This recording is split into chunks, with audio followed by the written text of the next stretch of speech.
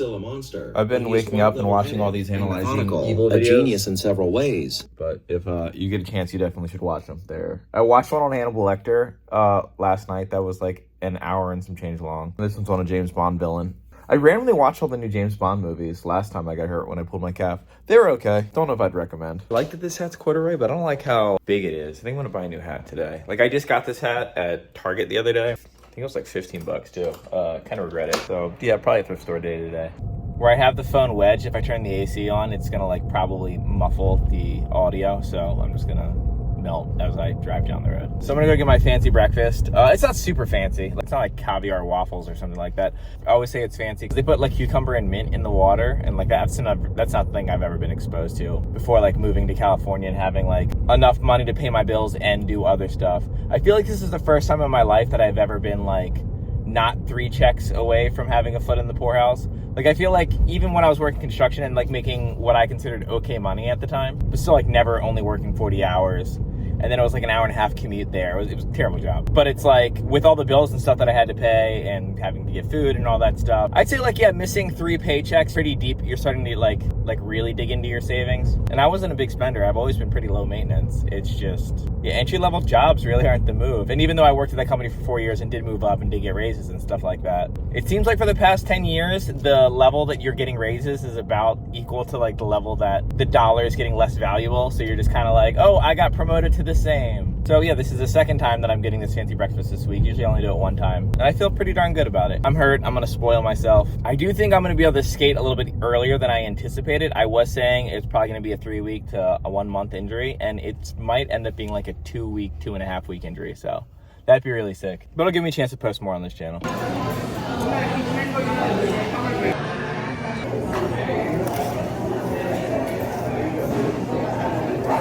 I love these things. People try so hard to sound like they're saying something. Defend nature through independence. That makes 0 sense. It sounds like it should make sense. You could probably negotiate with that phrase to try to make it make sense, like seeing a sheep in a cloud, but just a cloud. I do like this because you do have to stand to make your poetry. I don't think anyone can sit here and just, we begin clean, knowledge 11 million a year, a month. Sounds like something Andrew Tate would say. It's like a dead serious look on his face. Why should we argue? Like, arguing is so necessary? It's like, what? You don't have to be a dick about it, but yeah, you should definitely debate with people. Should I make one? Let's see. I'll make something that sounds like someone who read too much E.E. Cummings in their mid-teens and they think that opposing words put together in a coherent sentence makes poetry. Sit through their steep, obscure spring. Star on garden, gargled normal taste, so angry we imagine sad. That poem could have been jotted down on any Tumblr page in 2007. So, go me. Okay, so the issue that we're gonna have now, and I have this every time I go there, is I don't depend on coffee or caffeine every single day to get stuff done. But the coffee at the diner is not very strong, so it doesn't give me any like pep in my step. It just tastes really good. It might as well be decaf, and that's fine. But it's probably too much caffeine for me to justify drinking any more caffeine for the next 6 hours. We're definitely gonna bootstrap principle this real quick. If Hawkins can apply this to some of his theories, I'm sure I can apply it to my morning and go do some stuff. I think I'm gonna go to the thrift store right now, and then I need to go to probably Walmart. I need to get some stuff to like decorate my place. I keep asking friends to come help me decorate because as you can tell by the way that I dress or just about do anything, I have no particular tendencies towards any sort of aesthetic or vibe, as the kids call it these days. But I do want my apartment to not just be bare walls, unless of course my apartment was like bear themed walls. That'd actually be kind of funny. Just like grizzly grip tape over all the walls. I'd have the least grippy walls in the entire world. Can't even file your nails with that stuff. Actually, I did hear that Grizzly does have a grip tape that is grippy, but I did hear that from a team writer, so could be propaganda. Oh shit. Let me know if you have any solid stand-up to check out, just for reference. I like Stephen Wright, I like Mitch Hedberg. Demetri Martin's pretty good. I like a little bit more dry humor. Nate Bargatze is pretty good. Like, when a stand-up comedian can pull off like clean comedy without having any like shock value to it, like literally the polar opposite of Tosh. I feel like it's some of like the hardest stuff to pull. Not saying I don't like raunchy humor. The most recent thing that I watched was Shane Gillis. Is that how you say his name? It was definitely like an kind of a bizarre technique where he sort of seems to want to establish himself as like, yeah, like I'm a bit of a progressive, a little bit centrist. And then he sort of uses that as like a buffer to like literally some of the punchlines of his jokes is just being like, oh yeah, that's gay. Or like the fact that he has like an uncle that has Down syndrome, and then that he like stereotypically sort of looks like someone who might have Down syndrome, and plays into that to like get away with a lot more than most other comedians would get away with, especially when he's like going out of his way to establish himself as like, yeah, no, I agree with like progressive policies, but like, you know, a classic example of someone that's like, yeah, I'll take a red pill, I just won't eat the whole bottle. And he has such like a diehard fan base. I actually recently went on a scrolling session on YouTube of just like his interviews, where he gets like even like more reckless with what he says in terms of like people trying to cancel him. I guess because he already got kicked off of Saturday Night Live though, and he still has a career. I don't think he really cares. And when you watch something like that and you don't know if they're creating like a caricature, I said that word really great, of a person who's believing the things that he's saying he believes, or he actually is that person to not get canceled but still make the jokes that he wants to make, which has like an insanely large audience. And though I've seen some negative stuff about him, it's kind of like that one thing where it's like you can't get canceled if you decide that you're not canceled. Like you look at Dave Chappelle and all this stuff that happened with him with all of his stand-ups and how he just like kept going. It's pretty fascinating to like kind of like keep up with what's going on and to see not what's being said online about them and not all these like opinion pieces, but what actually happens to them and how they actually get affected. I'm really interested to see what Shane ends up doing in his next stand-up, or whatever his next project is, whether he's gonna end up doing movies or whatever. Dang, you're really gonna like take up the whole walkway, huh? I hate it when you're going to pull into a parking lot and someone who's pulling out is dead center in the middle of it. Oh, she wasn't even in her fucking car. Come on, yeah. Jesus Christ.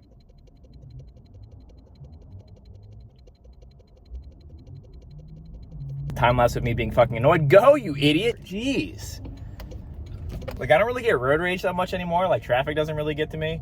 I'm never in too much of a hurry, but when someone literally leaves their car in the spot where you need to pull in and goes inside, like, as if there's not a parking lot back here that has 20 spots, I'm just like, what level of, how are you that much of a dick? Random side note fact though, if you want to know my favorite stand-up routine joke I've ever heard, well, it wasn't a stand-up routine, it was actually on Conan O'Brien. Norm Macdonald, his moth joke, like the moth who goes to see a therapist. If you don't know that joke, you should go look it up. It's those kind of jokes, those like kind of anti-jokes, oh, they fuck me up. Do you think there's a story behind this, or do you think someone's just trying to be quirky? Should I get this for Chris Hyatt? He'd probably wear this.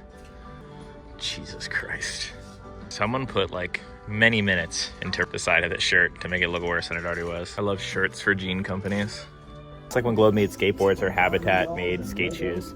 5'7's the worst height. Like, this is uncomfortable to like angle up at, and then this is too low. This place hates Napoleon. First of all, you know, they always play like Christian music hits in those places. The Christian music and Taylor Swift are like the two groups that do not care about reusing lyrics over and over again.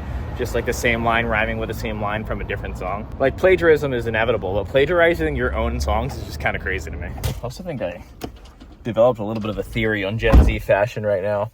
So like when I was like in my like mid 20s, early 20s, like we would go to the thrift store and we would get like clothing, but we'd always buy like one or two like satirical things. Like the classic Tasmanian devil, like all dressed up like he's a break dancer, or a big dog shirt says I love the big dog and the big dog loves me. Mickey Mouse shirts, stuff like that. Shirts that were like intentionally being like, hey, I'm not trying to be cool, and that like makes it cool.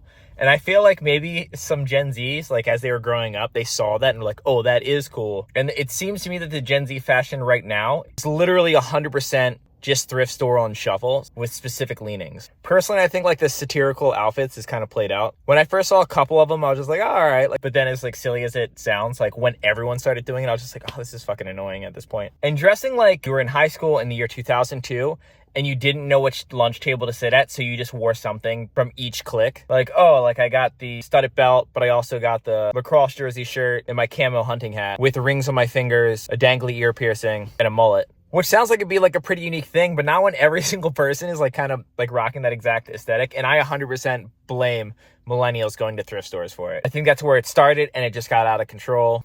I wonder if like Gen Alpha is going to go the opposite direction and just dress like super business casual all the time. Like I remember when kind of the Chris Cole punk rock thing was going on in skateboarding, and my next guess, I remember being like, I think the next hot trend is going to be dressing like nerds. And literally the next thing that came up was like the high waters, the wearing a belt, sometimes tucking your shirt in. And I think videos out of Arizona, like the Happy Medium videos and Boyish, like there was a good bit of that sort of style going on. Some sort of like brighter color versions of that. Like they literally look like extras from Revenge of the Nerds. But the bizarre fashion of this thrift store Gestapo over like wearing only a specific certain type of satire yeah, I don't know, at this point in time it's a little played out to me. And I'm going to try to make a prediction of what's next in the hipster / maybe skateboarding world. You know, when the Minions movie came out and all those people were dressing in like nice suits, I thought that looked pretty funny. I feel like maybe like the shoulder pad suit coats might make a pretty heavy comeback, but I don't mean in a Tom Waits baggy kind of way. That hobo chic style. I'm predicting more of a more tailored, instead of making Patrick Bateman my entire personality, I'm going to make his wardrobe my entire wardrobe type of energy.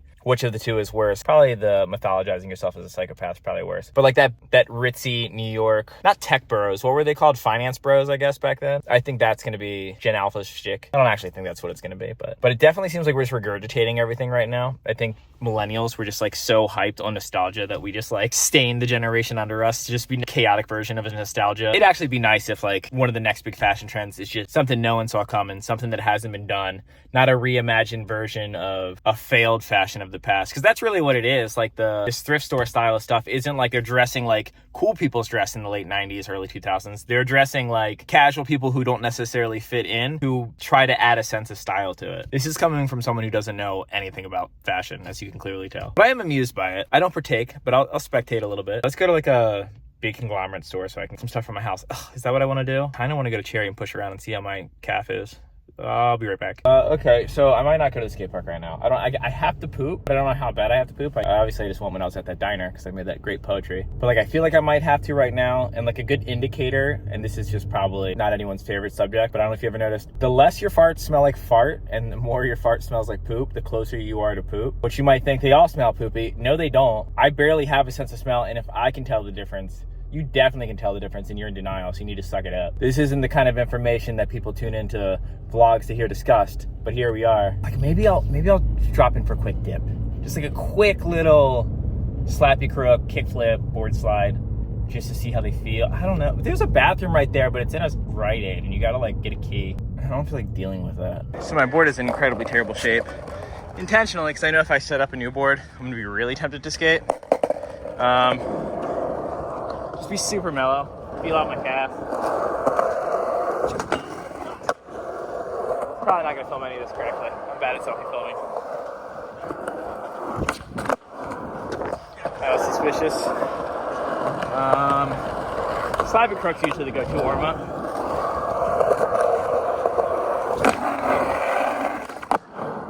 Not the fakie though, goddamn.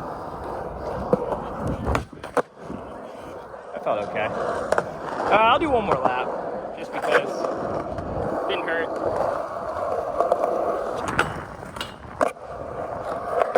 Like, I'm feeling it, but it doesn't feel necessarily bad.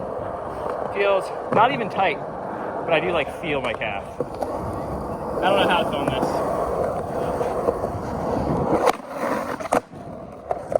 Probably didn't film that at all. Should we try the trick that my calf initially gave out on?